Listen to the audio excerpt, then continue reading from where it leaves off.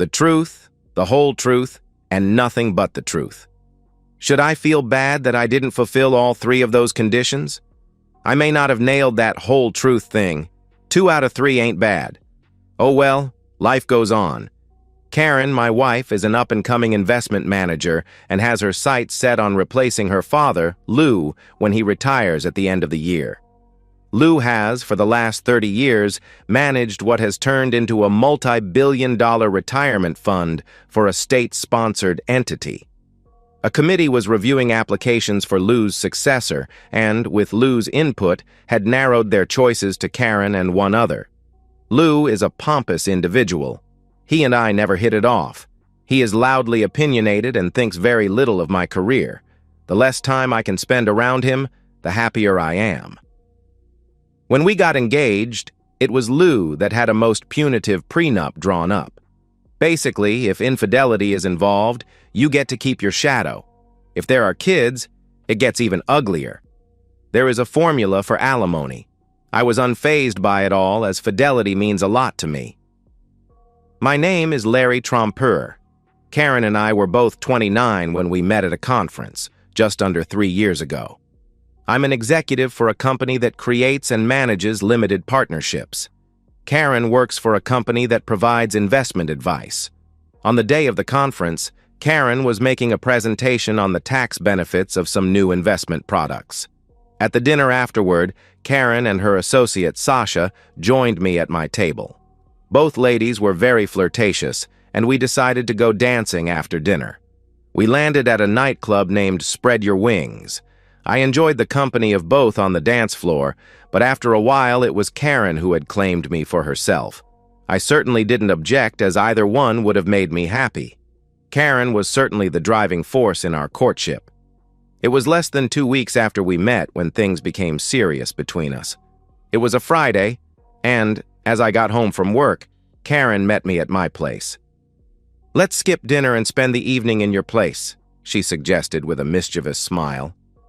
Our relationship progressed quickly from there. She was quite passionate, and we connected on a deep level that I hadn't experienced before. There was a genuine chemistry between us that went beyond the physical. There was more to our relationship than just physical attraction. Much like the night Karen claimed me, she was quite possessive at the parties we attended. With her line of work, there were weekly parties. She made it clear that she didn't like to attend these alone. The men, according to her, were always making crude remarks and behaving inappropriately toward her. When we weren't attending parties, we'd dine or dance or just hang out.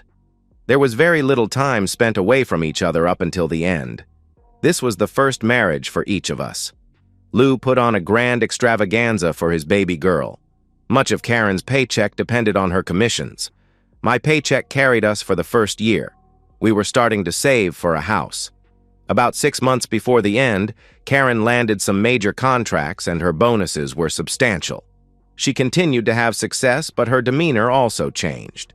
She was turning into Lou before my eyes. All of a sudden, I was not as good a partner as before. Along with her work success, Karen and Sasha, who was still single, started doing a girls' night out. They would do this about once a month. The place they liked to dance at was Spread Your Wings, where we had danced when we met. The last few times Karen had come home fairly intoxicated and her clothes disheveled. I was having doubts about her fidelity. At a recent family gathering, Lou had too much to drink and was tossing insults at just about everyone. I left Karen with the car and found a ride home. She was more than upset when she got home. "Why did you leave me there?" she demanded as she stormed through the door. "I told her to deal with it as he's her father, and if he can't act civil, I would not be spending time around him." "He's just being himself," Karen defended. "You need to learn to ignore him."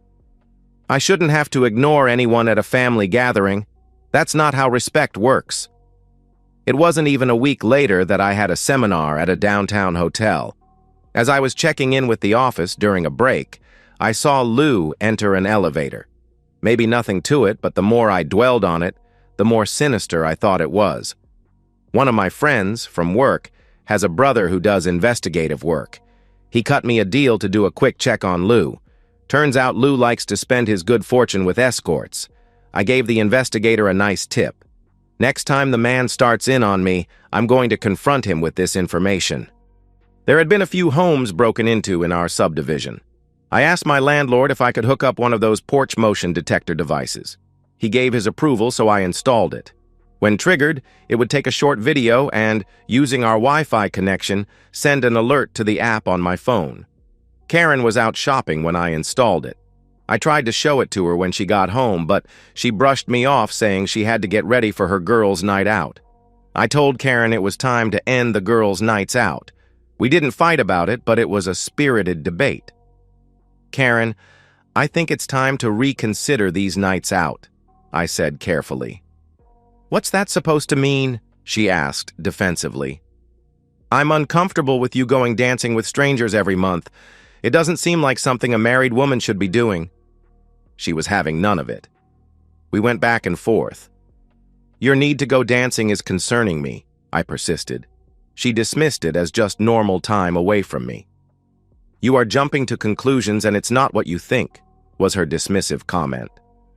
Around 7 p.m., Sasha in jeans arrived. She and Karen, in a dress, left without saying much. I decided I'd drop by to see how Karen acted on her night out.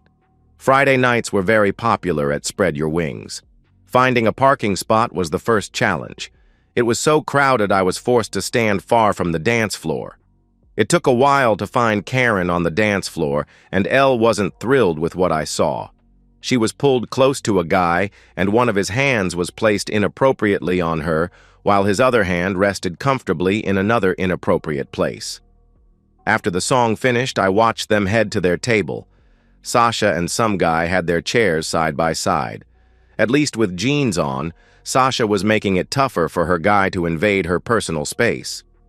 Karen and her guy pulled their chairs side by side. Looked like all four had at least one hand under the table. Karen's guy pulled his hand up, sniffed it, then leaned in and said something to Karen. She leaned back into him. I sent a message. I've seen enough. Get a room. I'm going home to pack. I left and was just about home when I got a text back.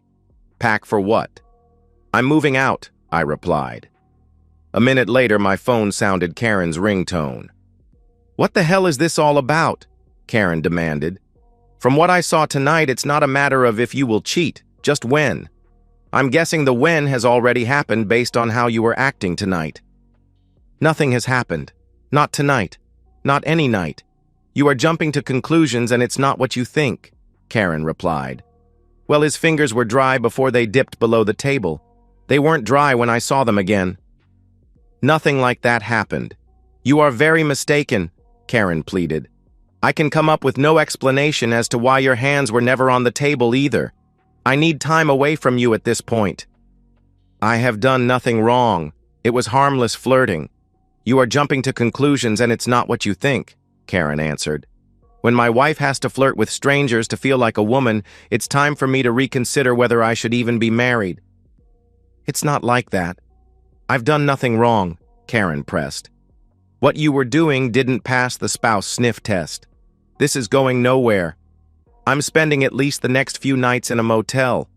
I'll be in touch. I hung up as I parked by our unit. I only packed for a few days. I figured I could get back to the apartment in a day or two and grab more clothes. As I was waiting at the light to turn onto the highway, my phone buzzed that someone was at my porch. I glanced. It was Karen. Karen's ringtone again. I picked up. You're really staying in a motel? She asked incredulously. On my way. There was no reason for you to hurry home.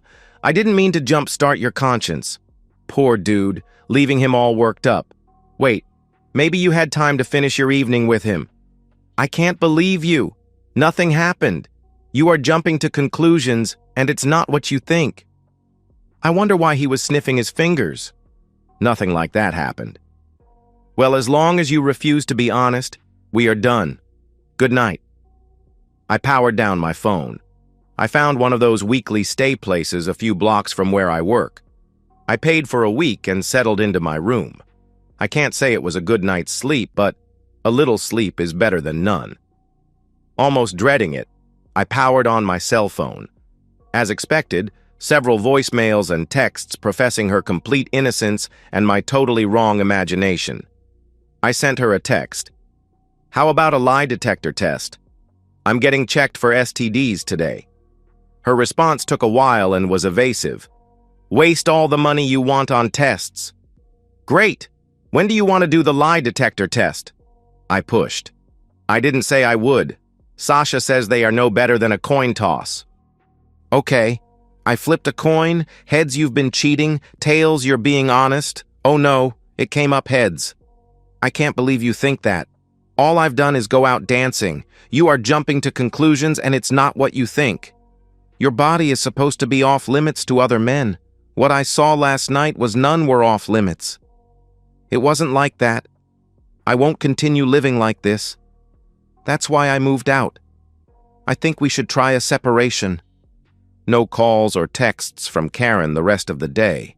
Imagine my surprise when the porch video caught Karen leaving in a dress around 7 p.m. Around 10 p.m., another porch video showed Karen arriving home. She was accompanied by a guy who also entered the apartment. He left about 30 minutes later. Maybe they watched the 10 o'clock news.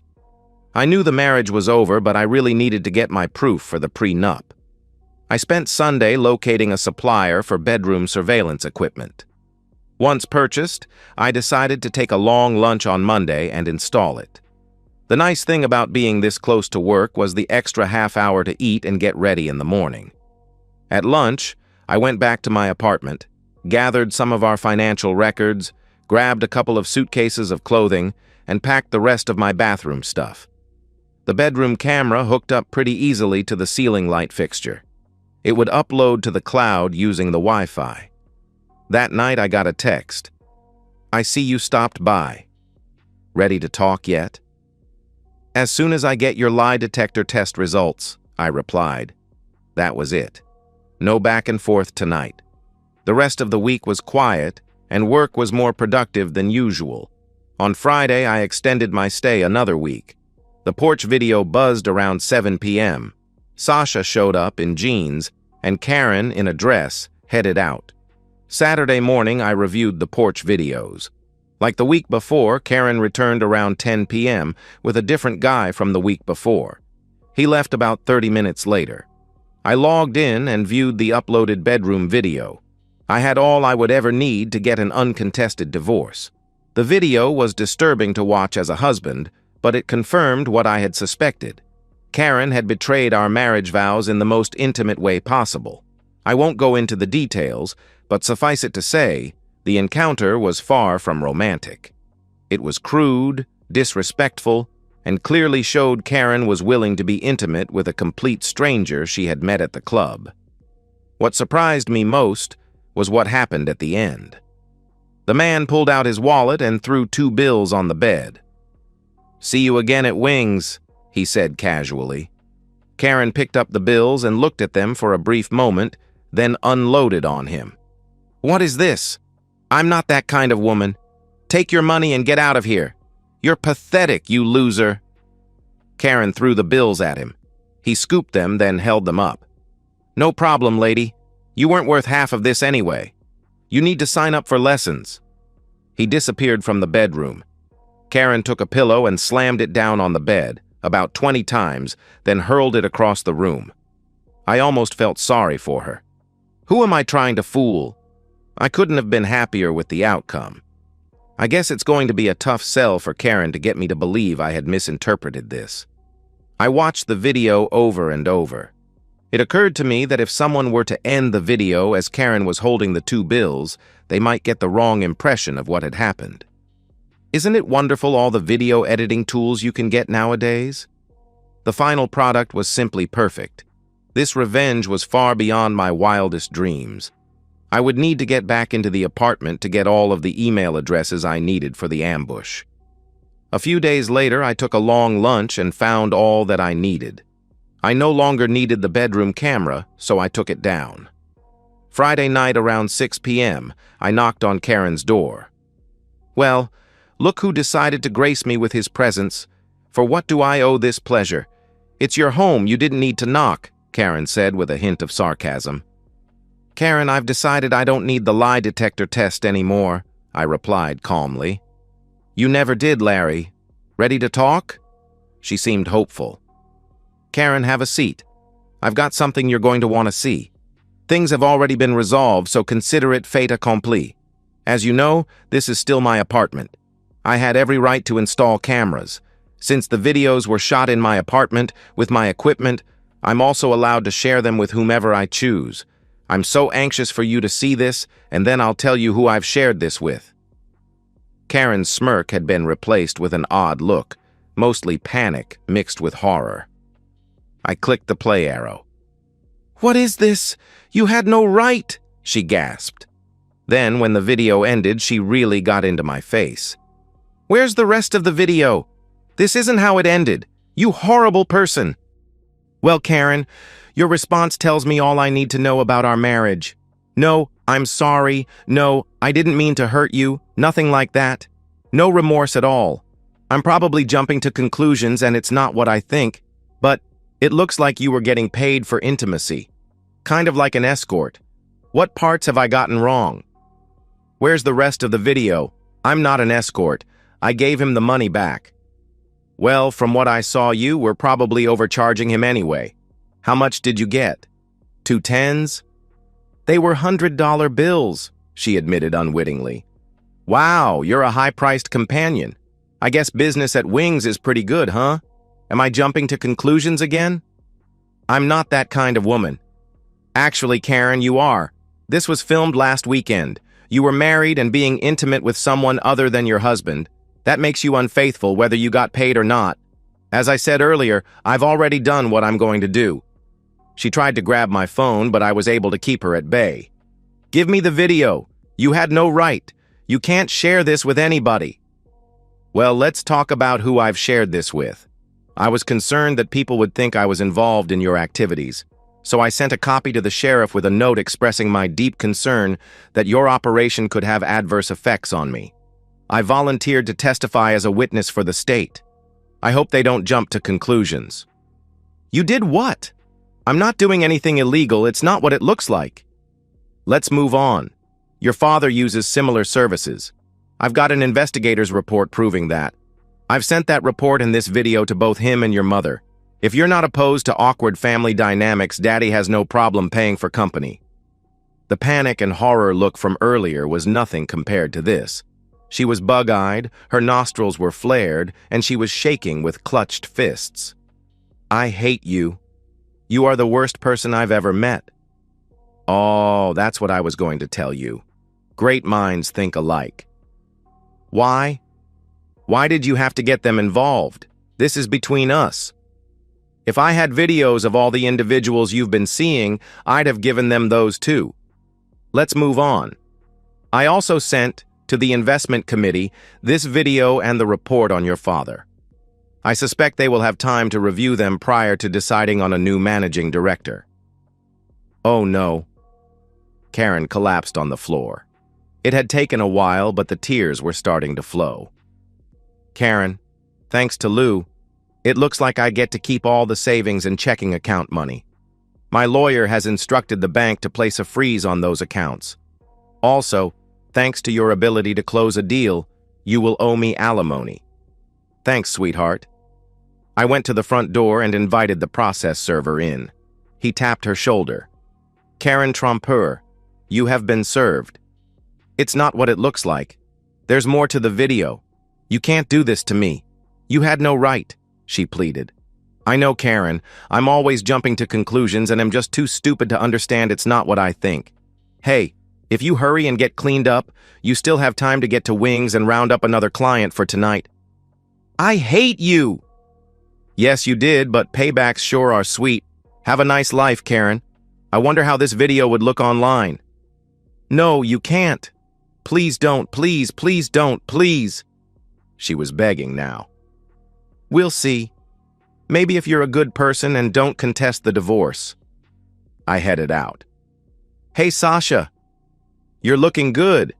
She's not quite ready to leave yet, I said coldly as I passed her in the hall. My shattered pride has been soothed by the exacted revenge. The sheriff did contact me. They had spoken with Karen, but since there just wasn't a clear offer to provide companionship for money, no charges would be filed. They told her that they would be keeping a close watch on her activities. Her father didn't have to wait until the end of the year to retire. He was fired. He seems to be living at a motel. Karen's mom must have jumped to conclusions about his activities. Karen's hopes and dreams about replacing her father as managing director were derailed. Just a simple, "Thank you for your application. We have decided to proceed in a different direction." I got a text from Sasha. "When this is over, would you like to go dancing?" I sat looking at that text for a long time. Part of me wanted to respond positively. After all, Sasha had always been attractive, and there had been that initial chemistry when we first met. But something felt wrong about it. Would I just be jumping from one bad situation to another? Was Sasha really that different from Karen?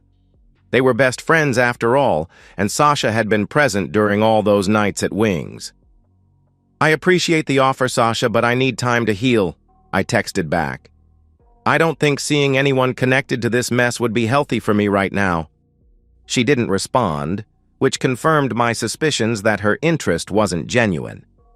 Perhaps Karen had put her up to it, trying to find a way back into my life or gather information.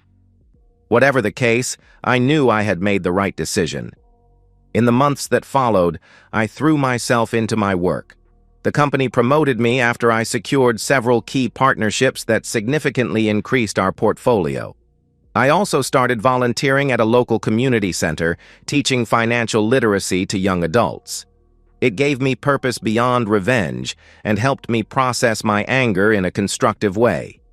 I met with a therapist twice a month to work through my trust issues. Dr. Jenkins helped me understand that while my revenge had given me temporary satisfaction, true healing would only come when I could let go of the bitterness. It wasn't an easy process, but gradually, I felt the weight lifting. 6 months after the divorce was finalized, I ran into Karen at a coffee shop downtown. She looked thinner, tired, with dark circles under her eyes. For a moment, our eyes met, and I saw a complex mixture of emotions: shame, anger, regret. She quickly looked away and left without her order. I felt nothing, no satisfaction, no anger, no pity, just emptiness where the rage had once burned. That's when I knew I was finally starting to heal. When the courts granted the divorce, I received all of the money and they approved the alimony. With the divorce behind me, I just couldn't help myself. I sent to Karen, from an anonymous source, a copy of the full video. Is it too late for that to count as the whole truth? A year after my divorce, I sold the apartment and bought a small house with a garden in a quiet suburb. I adopted a dog from the shelter, a mutt named Buddy who had trust issues of his own. Together, we learned to be comfortable in our new life. I dated occasionally, but I was in no rush to enter another serious relationship. The betrayal had taught me to be more cautious, but Dr. Jenkins had helped me understand that being cautious didn't mean closing myself off completely. Sometimes when I look back at everything that happened, I wonder if I went too far with my revenge. The prenup would have protected me financially without destroying Karen's career and family. But then I remember the look on her face when she was dancing with that stranger, how easily she had betrayed our vows, and I know that some betrayals cut too deep for simple forgiveness. One thing I've learned is that the truth, the whole truth, is often messy and complicated. Karen wasn't entirely innocent, but perhaps I wasn't entirely justified in my response. We were both flawed people who hurt each other in different ways. As for Lou, I heard through mutual acquaintances that he and Karen's mother had reconciled and moved to Florida. Karen had found work at a smaller firm, far below her previous status, but at least she was employed in her field. And me? I'm still learning how to trust again, one day at a time. The truth may have set me free, but sometimes I wonder at what cost. 2 out of 3 may not be bad, but maybe next time I'll try for all 3. The truth, the whole truth, and nothing but the truth. And that's the end of today's story. If you enjoyed it, Please give this video a thumbs up and drop a comment below. Your support helps the algorithm push my content further. If you're new to the channel, don't forget to hit that subscribe button. It really helps me keep creating more stories for you. Thanks for watching, and I'll see you in the next one.